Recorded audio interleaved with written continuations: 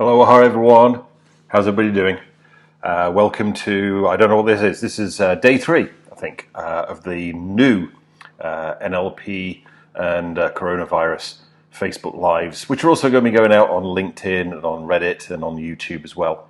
And I'm so delighted with you all joining me, and I've been getting some lovely personal messages coming through, which really mean a lot to me. So thank you for that.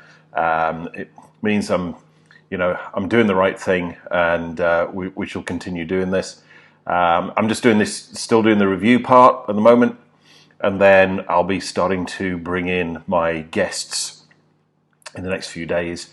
We're lining them up, setting up schedules, because we're all incredibly busy at the moment. So we're all working on how do we support you and support everybody else through this time of real crisis in the world. Let's be totally honest about that.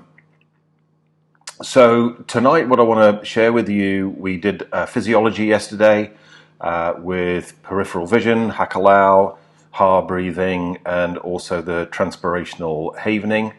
I'm lining up my business partner James Mallinson to do a Facebook Live with me around some of the other havening techniques, which I know you'll find absolutely amazingly powerful and really useful. But tonight I want to share with you a technique from timeline therapy and mental emotional release, which is around anxiety. So, fear is an emotion of the past. There are things, you get a fear when something's happened in the past and it scared you, and you still haven't let go of that fear yet. And we're going to look at some of the ways that we can let go of these emotions from the past in the next few days. But anxiety is an emotion of the future. And there's only one way really of feeling anxious, which is to be focusing on something in the future which isn't the way that you want it. Now, please, I know that focusing on the way that you want it at this point in time is not that easy. With everything that's going on, we're surrounded all the time by the media, the news, social media, just going out and seeing the look on people's faces. There are people who are scared. There are people who are anxious. There are people. I've been contacted by people that are in panic, and I've been helping them with that. And will continue to do that because I work with a lot of one-to-one clients.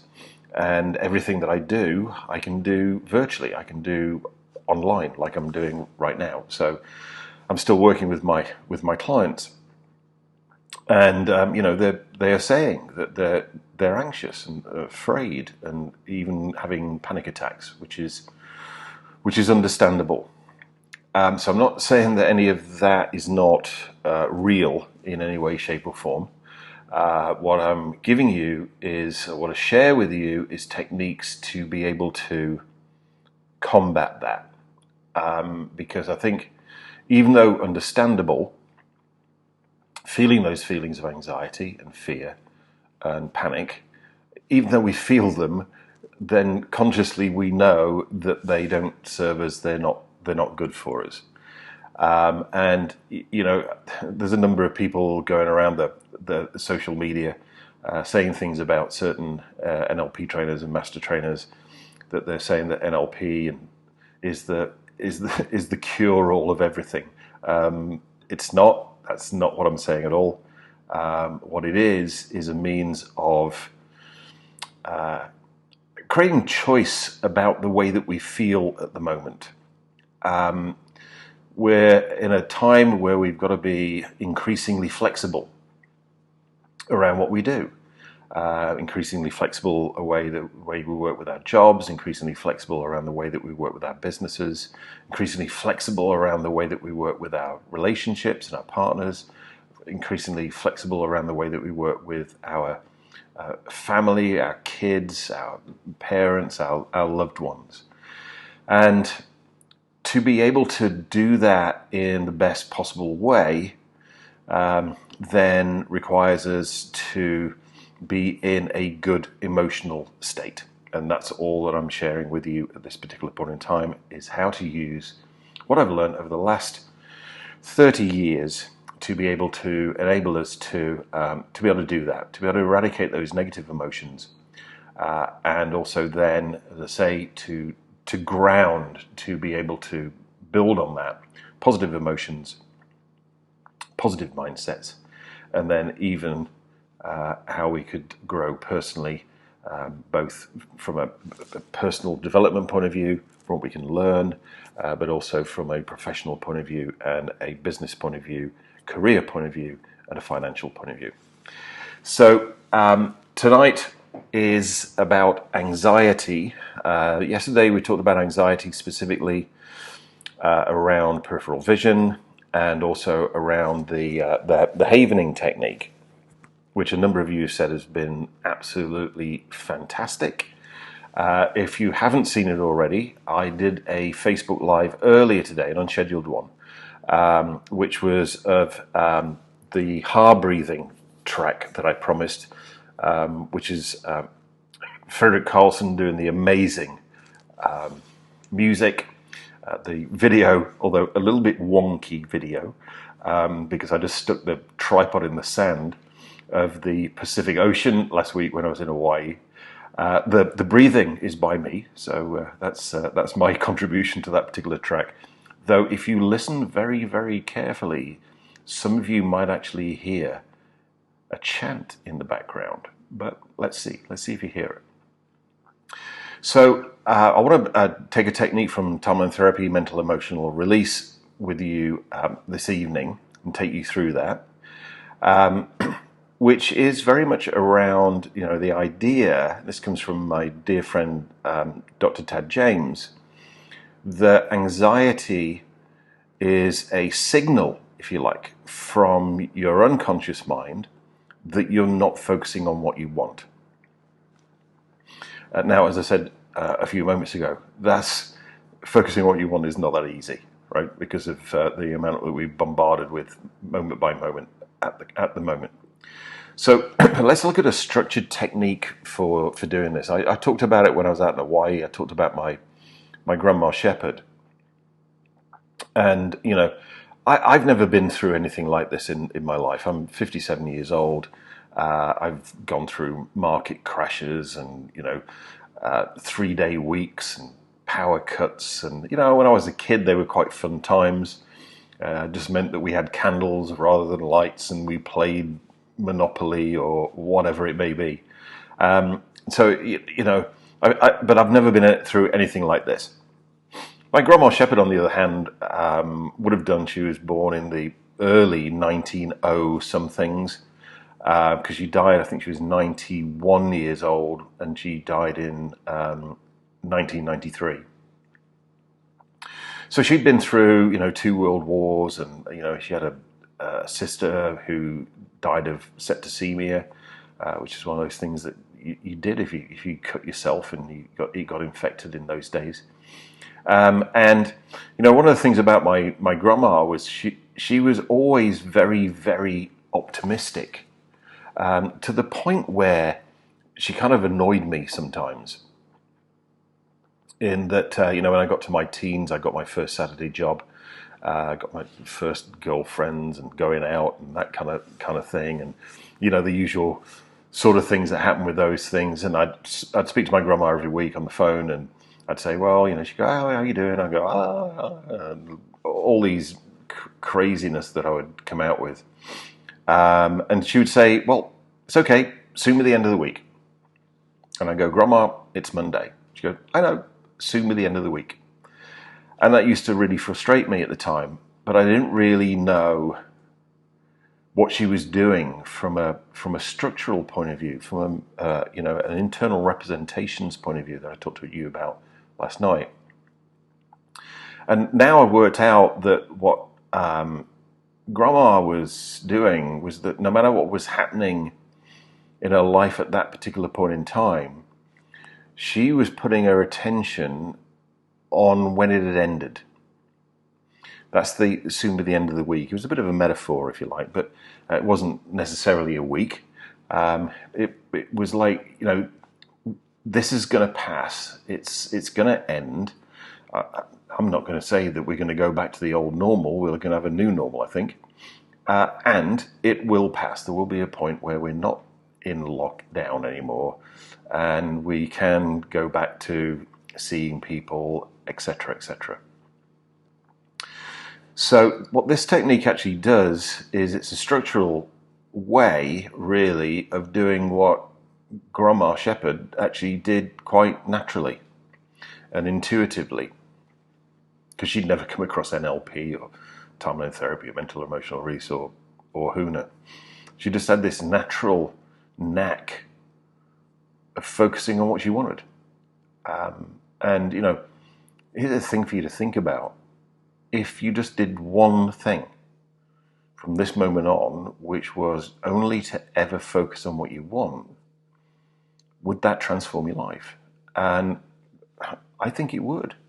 You know, I go through times when, you know, I'm going like, I'm not focusing on what I want, and I have anxiety, you know, and there's a lot going on. Just because you're a master trainer of NLP doesn't mean that you don't worry about these things and have anxiety about these things. All it means is that if you're a master trainer of NLP, you have things to do to be able to transform your state so that you can still do the things that you want to do. And that's what I'm sharing with you over these next days, weeks, or months, no matter, you know, how much time we're thinking about. So what I want you to think about right now, this is a very personal question.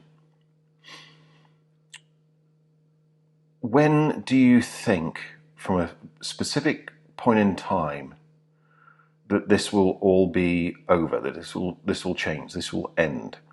You know, there's this idea about, you know, time's a great healer. And whenever I say to people, you know, do you believe that time's a great healer? They always go, yes. So when for you, what would be the very last thing that had to happen for you to know that this time of anxiety and fear and panic was over? Is it in a couple of weeks' time? Is it in a couple of months' time? Is it even further out than that? It really doesn't matter. It's a personal thing for you. And I want you to think about that time, when it is. Now, our unconscious mind organizes our memories in a number of different ways. It organizes them in a timeline. So if I asked you what you did yesterday, you'd know where that memory was. Or you did a week ago, you'd know where that memory was. Or a month ago, you know where that memory was. Or a year ago, 5 years ago, 10 years ago. Or even, you know, what you're going to do tomorrow. Or that's an easy question to answer. What you're going to do next week, next month, next year, 5 years' time, 10 years' time. And if I was to ask you your unconscious mind, in which direction for you is the past, which direction would you point? Actually, just do that right now. And if I was to ask your unconscious mind in which direction for you is the future, which direction would you point? And just actually do that right now. Then, you know, do you notice that the directions you pointed to for the past and the future suggest a line? Well, that's your timeline. And we're going to be doing some more things with your timeline over the next days or weeks. But what I'm interested in, particularly tonight, is actually working with your future timeline. So just bring to mind that point in time, that event in the future, that when that event in the future has happened, you can actually, you know, breathe that sigh of relief. Finally, it's over. Finally, it's okay. Then what I want you to do, just using the faculty of your imagination, is bring to mind the direction you pointed to for the past and the future, your timeline, and then to float above that line. And by float, I don't mean only visually. You could float auditorily, like the sound of the wind in the trees, or floating kinesthetically, like floating in the swimming pool or in the bath. And then float over your future timeline, way out over the future, way out over the future, way out over the future, and float out so far out of the future, over the future, that, that moment where you sighed a sigh of relief is kind of in the distant past. I don't know if that's going to be 15 minutes or a month or a year, when that moment where you went, wow, I'm really pleased that's all done, is in the past for you. And then turn around and face now along your timeline. So that moment of resolution, that moment of relief is in front of you and below you as you face now.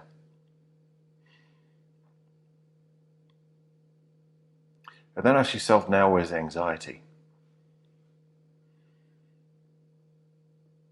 Did it disappear? Well, of course, it would do after all that time, after all of this is done. Now, once you've done that and you felt that anxiety disappear, then just float back over your timeline, all the way back to now, and come back down into your body and into the room. How was that? Now, some of you might have been listening to this and not being able to do it right at this moment in time because you're on the train or with the kids or whatever it might be. But do that process.